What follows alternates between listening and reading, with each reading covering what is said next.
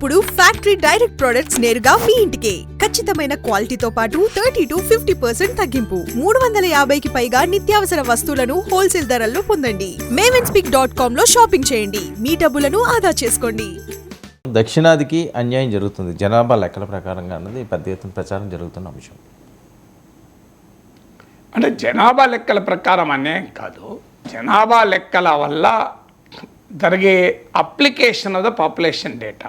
Sir, ఎందుకంటే మనకు జనాభా ద్వారా 2 డైమెన్షన్స్ ఉంటాయి. ఒకటి ఎకనామిక్, 2 పొలిటికల్. ఎకనామిక్ డైమెన్షన్ ఏంటంటే కేంద్ర ప్రభుత్వ నిధులు రాష్ట్రాలకు కేటాయించేటప్పుడు ఫైనాన్స్ కమిషన్ ఒక ఫార్ములా ఉంటుంది. ఆ ఫార్ములాలో పాపులేషన్ కూడా 15% వెయిటేజ్ ఉంటుంది.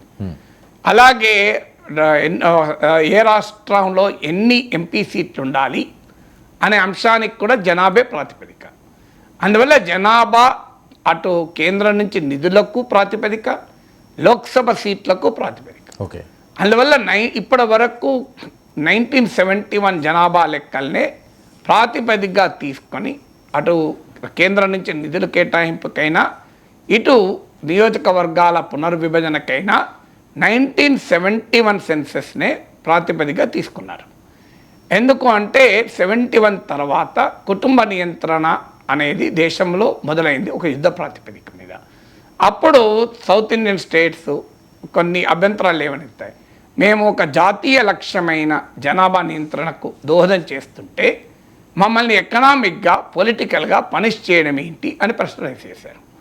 ఈ ప్రశ్న రైజ్ చేసినప్పుడు వయా మీడియాగా చెప్పింది ఏంటంటే మీకు ఫస్ట్ 25 ఏళ్ళ పాటు లోక్సభ సీట్ల పైన ఫ్రీజ్ విధించారు. ఇక ఎన్ని సీట్లు ఉంటే అన్నీ ఉంటాయని.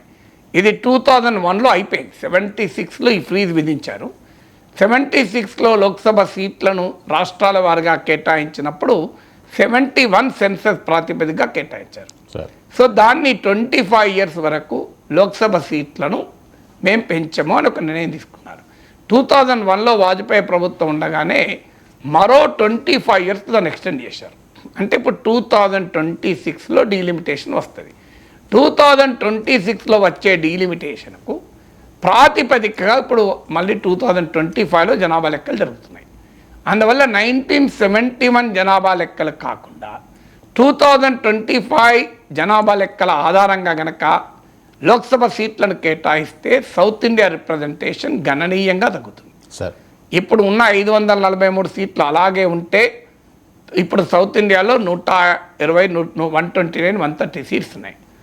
ఇవి 104 పడిపోతాయి. ఒక అంచనా కార్నీజీ ఫౌండేషన్ వాళ్ళు జరిపిన రీసెర్చ్ ప్రకారం. అదే మీకు ఒక ఉత్తరప్రదేశ్లోనే 46 సీట్లకు పైగా పెరుగుతుంది. అంటే ఇప్పటికే సౌత్ ఇండియా పొలిటికల్గా మార్జినలైజ్. రేపు 2026లో కనుక డీలిమిటేషన్ చేపడితే తాజా జనాభా లెక్కల ఆధారంగా సౌత్ ఇండియా రిప్రజెంటేషన్ భారీగా పడిపోతుంది. అప్పుడు వ్యతిరేకత రాకుండా ప్రభుత్వం ఏం చేసే ఆలోచనలో ఉంది అంటే సీట్లు పెంచుతారు. అందరికీ పెంచి ఏం చేస్తారు, మనకు సౌత్ ఇండియన్ స్టేట్స్కు 2, 3 పెరిగితే యూపీకి, బీహార్కు 40-50 పెరుగుతాయి. ఓకే. ఆ రకంగానైనా సీట్లు పెరిగినట్టు కనబడ్డా ఓవరాల్గా పొలిటికల్ పవర్లో షేర్ మొత్తం తగ్గిపోతుంది, పొలిటికల్ ఇన్ఫ్లుయెన్స్లో. ఇది సౌత్ ఇండియాకు తీవ్రమైన అన్యాయం జరగబోతోంది. అసలు ఇప్పుడే మనకు ఢిల్లీలో సౌత్ ఇండియా అంటే ఒక చిన్న చూపు కనబడుతుంది. ఇది ఇంకా పెద్ద ఎత్తున సౌత్ ఇండియన్స్ అంటే చిన్న చూపు. బాధ ఏంటంటే దేశ ఖజానాకు ఎక్కువగా కంట్రిబ్యూట్ చేసేది సౌత్ ఇండియా. దేశ పవర్ హౌస్ సౌత్ ఇండియా. మీకు లక్నోలో సాఫ్ట్వేర్ లేదు, బయోటెక్నాలజీ లేదు, మీకు ఆధునిక ఎకానమీ పాట్నాలో లేదు, భోపాల్లో లేదు, జైపూర్లో లేదు, ఇక్కడెక్కడా లేదు. మీకు ఉన్నదల్లా మళ్ళీ మనకు బెంగళూరు, చెన్నై, హైదరాబాదు.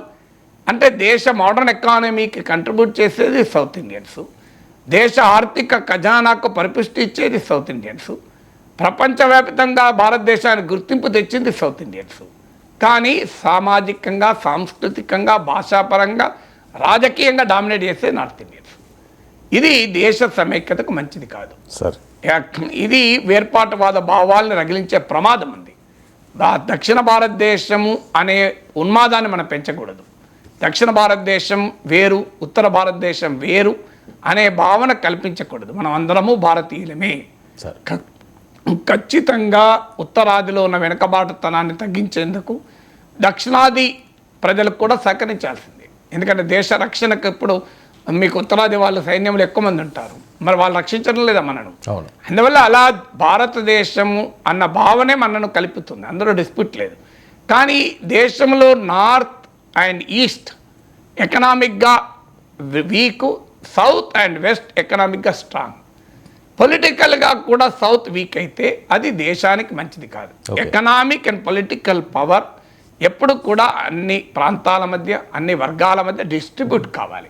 అది ఏ ఒక్క చేతిలో కనుక ఉండుంటే అది ప్రమాదం. ఇక ఎకనామిక్గా కూడా ఏం లాస్ అవుతుంది అంటే, ఇప్పటి 15th ఫైనాన్స్ కమిషన్ వరకు కూడా 1971 సెన్సెస్ను మాత్రమే తీసుకునేవారు పాపులేషన్ ఆధారంగా నిధులు కేటాయించాలన్నప్పుడు. కానీ 15th ఫైనాన్స్ కమిషన్ నుంచి 2011 జనాభా లెక్కలు తీసుకోవడం మొదలుపెట్టారు. ఇప్పుడైతే నెక్స్ట్గా లేటెస్ట్ జనాభా లెక్కలు తీసుకుంటారు. దానివల్ల పెద్ద ఎత్తున నష్టం జరుగుతుంది. ఒకవైపు ఏమో సౌత్ ఇండియాకు జనాభాలో వస్తున్న మార్పుల వల్ల భారం పెరుగుతుంది. ఎందుకంటే ఇప్పుడు మనకు 2.1 ఇది రిప్లేస్మెంట్ రేట్ అంటారు. రిప్లేస్మెంట్ అంటే జనాభా స్థిరంగా ఉంటుంది. 2.1% టోటల్ ఫెర్టిలిటీ రేట్, సంపూర్ణ సంతాన సాఫల్య రేటు. అంటే సగటున ఒక కపుల్ 2.1 చిల్డ్రన్ కనుక ఉంటే 2.1 ఎట్లుంటారని మీరు అనొచ్చు. అంటే అర్థం 10 మంది ఉంటే 21 పిల్లలని అర్థం. అది నేను ఎవరైతే చెప్తున్నా. సో 2.1 పిల్లలు ఉంటారా సార్ అని ఎవరన్నా తెలియదక్క అడగచ్చు ప్రశ్న. సో అందువల్ల 2.1 ఇది రిప్లేస్మెంట్ లెవెల్. దేశంలో ఉన్న ఎవరేజ్ 2.3, 2.2, 2.3 ఉంది. కానీ మీకు సౌత్లో 1.8 ఉంది, మీకు అదే బీహార్లో 3 ఉంది.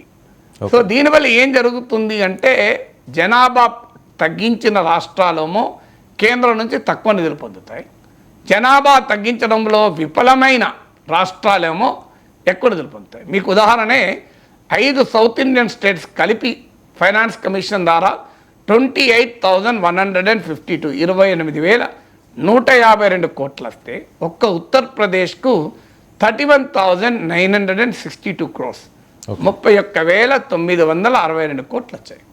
ఇది అంగీకరించుదామా? సొమ్మొకటిది సోకొడిది కాదా ఇది? పోనీయండి, నిజంగానే ఏ అరుణాచల్ ప్రదేశ్ లాంటి రాష్ట్రం ఉంది, జమ్మూ కాశ్మీర్ లాంటి రాష్ట్రం ఉంది, దేశ రక్షణ కొరకు మూల్యాన్ని చెల్లిస్తోంది కాశ్మీర్. అలాగే అరుణాచల్ ప్రదేశ్ ఉంది, నైసర్గికంగా భౌగోళికంగా అక్కడ ఇబ్బందులు ఉన్నాయి. అలాంటి రాష్ట్రాలు మనం ఖర్చు పెట్టుకోవాలి, తప్పదు. కానీ ఉత్తరప్రదేశ్, బీహార్ లాంటి రాష్ట్రాలు అభివృద్ధి కాకపోవడానికి కారణం భౌగోళిక నైసర్గిక కాదు, అక్కడున్న రాజకీయ సంస్కృతి, అక్కడున్న అవినీతి, అక్కడ నాయకత్వంలో ఉన్న పాలనా వైఫల్యం కదా. ఏ పాటలీపుత్రం బీహార్ మగధ సామ్రాజ్యం నుంచి మొదలుకొని నలంద లాంటి ఒక గొప్ప విశ్వవిద్యాలయాలు ఉన్న ప్రాంతం, అది మామూలు ప్రాంతం కాదు. అది ఇవాళ బీహార్ని ఇట్లా నాశనం చేశారు రాజకీయ నాయకులు. బీహార్ ఇదే విజ్ఞాన భాండాగారం, బీహార్ జ్ఞాన భాండాగారం కదా. అలాంటి ఒక గొప్ప ప్రాంతాన్ని మీ రాజకీయ ఆ సంస్కృతి వల్ల సర్వనాశనం చేసి ఆ భారాన్ని మమ్మల్ని మొయ్యమంటే మేము ఎందుకు మొయ్యాలి? నిజంగానే అందుకే అరుణాచల్ ప్రదేశ్, ఈశాన్య రాష్ట్రాలు ఉన్నాయి, తప్పనిసరిగా మనం ఖర్చు పెట్టుకోవాలి వాళ్ళకి. ఎందుకంటే అక్కడున్న భౌగోళిక పరిస్థితులు అట్లాంటివి. అది మన దేశంలో భాగంగా మనం వాటిని పోషించాల్సిన బాధ్యత మనకు ఉంటుంది. అంటే నేచురల్గా ఒక ప్రాంతానికి ఇబ్బందులు ఉంటే ఎదుటి వాళ్ళు పోషించాలి. కానీ నువ్వు నిజంగానే ఒక ఇంట్లో ఒక బిడ్డకు ఉద్యోగం రాదు, అన్న సంపాదిస్తుంటాడు, తమ్ముడు ఉద్యోగం రాదు, తమ్ముడు కష్టపడుతుంటాడు కానీ ఇంకా రాదు. ఏ అన్న ఫీల్ కాడు, వదిన ఫీల్ కాదు. మా మరిదికి ఇయ్యాల కాకపోతే రేపొస్తుంది అంటుంది వదిన. కానీ అన్న కష్టపడుతుంటాడు పొద్దుందాకా తెల్లందాకా, ఈ తమ్ముడు తిరిగి అటు ఇటు తిరుగుతుంటాడు చదవకుండా, ఏ పని చేయకుండా. అప్పుడు అన్న వదిలి మేము ఎందుకు ఖర్చు పెట్టాలి? అన్న వదిన అడుగుతుంది. అంటే ఇలా మనం వారికి మరిదికి పోషించుకుంటూ పోతే ఇంకా బాధ్యత రహితంగా అవుతారని అన్నరా. సో అందువల్ల నేచురల్ ప్రాబ్లం ఉంటే పోషించాలి.